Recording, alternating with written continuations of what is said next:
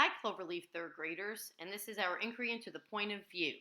Now, you should have already listened to the story Two Bad Ants, and you should have already watched the little short presentation that sort of explained to you what point of view is all about to make sure we understand these words and how they're being used. So before continuing with this presentation, as I said, please make sure you've done that, and if not, please go to the link that you see there to our wonderful YouTube channel. Now that you have done that, how are you understanding point of view? Let's remember that point of view is about who's telling the story.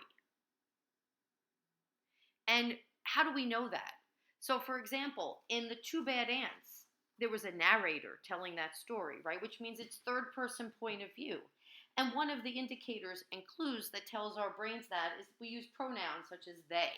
And it is clear who the who is in the story. In this one, it is the ants. Remember, we compare that mostly to, like, let's say first person. In first person, remember, you're going to hear pronouns like I, because you are the person telling the story and it's about I. Now, before we continue, I want you to just go back and flip through Two Bad Ants video if it's been a while since perhaps you've watched it. I want you to think about what the ants perceive things to be. For example, the crystals compared to what you think the crystals really are. And that's where we'll get into another word, perspective. I often feel that point of view and perspective go well together. So now we're going to think about comparing point of view, the who's telling the story, and the perspective, sort of how they are viewing things.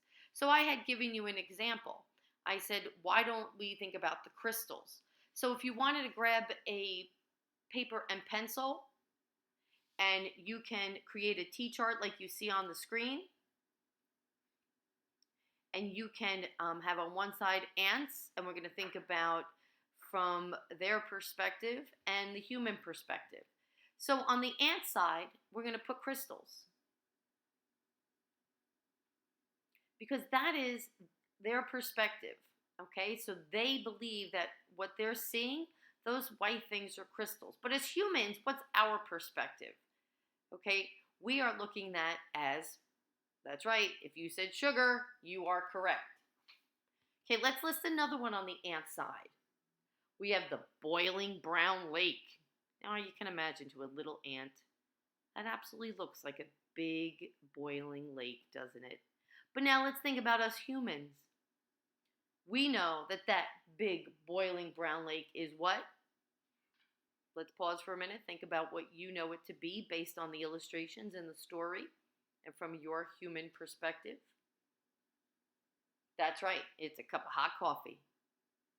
Okay, so now the narrator goes back and says that the ants see there's a cave. But we know as humans what truly is that cave. What do you know the cave to be? That's right. It's the mouth of the person drinking the coffee. Okay, so that's just one story and one great example of understanding what we mean by point of view. And as I said, I like to bring perspective into it, okay, because they often will go hand in hand. But overall, please, let's remember that point of view is who's telling the story. And is it being told from the first person point of view? Or as in case of Two Bad Ants, the third person, we have a narrator. Now you can reflect over what you've learned and think about maybe, how about you write a story about ant life in your backyard from the ant's point of view, though. Remember, you write as if you are the ant. What is the ant seeing out in your backyard? Or you can keep track of the stories you're reading over the next week or so. Whose point of view was that story told from? And can you explain how you know that? And remember, you can always go back to the YouTube video that explains the different points of view. So those videos are always there to help you. And so is your family. Everybody's there. And so are we, your teachers. So please reach out if you need any help with anything. And have fun learning.